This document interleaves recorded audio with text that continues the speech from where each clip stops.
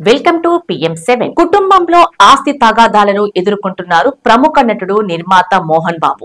ఆస్తి పంపకాల వ్యవహారంలో చిన్న కొడుకు మంచు మనోజ్, కోడలు భూమా మౌనికారెడ్డితో ఘర్షణ పడుతున్నారు. ఈ గొడవలు కాస్త రచ్చకెక్కాయి. విభేదాలు వీధిన పడ్డాయి. అభిప్రాయ భేదాలు బగ్గుమన్నాయి. భూమా మౌనికారెడ్డిపై తండ్రి మోహన్ బాబు దాడి చేశారంటూ మంచు మనోజ్ ఇదివరకే పోలీస్ స్టేషన్ లో ఫిర్యాదు చేశారు. ఈ విషయం మనకు తెలిసిందే. తనను కొట్టాడంటూ మనోజ్ లిఖితపూర్వకంగా పహాడి షరీఫ్ పోలీసులకు కంప్లైంట్ ఇచ్చాడు. దీనికి ప్రతిగా మోహన్ బాబు కూడా మంచు మనోజ్ పై ఫిర్యాదు చేశారు. ఈ మేరకు మోహన్ బాబు రాచకొండ పోలీస్ కమిషనర్ కు లిఖితపూర్వకంగా ఫిర్యాదు చేశారు. మనోజ్ వల్ల తనతో పాటు భార్య ప్రాణాలకు ముప్పు ఉందని ఆందోళన వ్యక్తం చేశారు. ఈ నెల 8వ తేదీన తన ఇంటికి వచ్చిన మనోజ్ అనుచరులు అలజడి సృష్టించారని, భయభ్రాంతులకు గురి చేశారని పేర్కొన్నారు.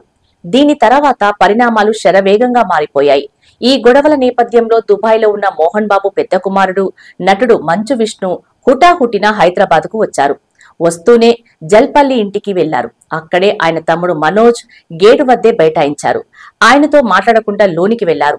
జల్పల్లిలోని మంచు టౌన్షిప్ వద్ద మంగళవారం రోజంతా హైడ్రామా నడిచిన విషయం తెలిసిందే.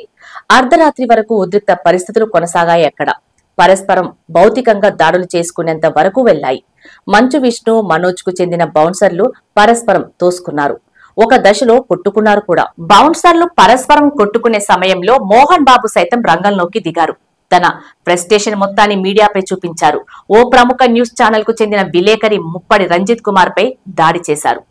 మైకుతో బలంగా కొట్టారు. ఈ ఘటనలో తనకి గాయమైంది.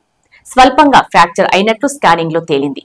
తనపై జరిగిన దాడికి నిరసనగా రంజిత్ మోహన్ బాబుపై పహాడి షరీఫ్ పోలీస్ స్టేషన్ లో లిఖితపూర్వకంగా ఫిర్యాదు చేశారు. ఈ ఫిర్యాదు మేరకు పోలీసులు ఆయనపై FIR నంబర్ 645/2024 నమోదు చేశారు. భారత్ న్యాయ సంహితలోని సెక్షన్ 118 కింద కేసు ఫైల్ చేశారు.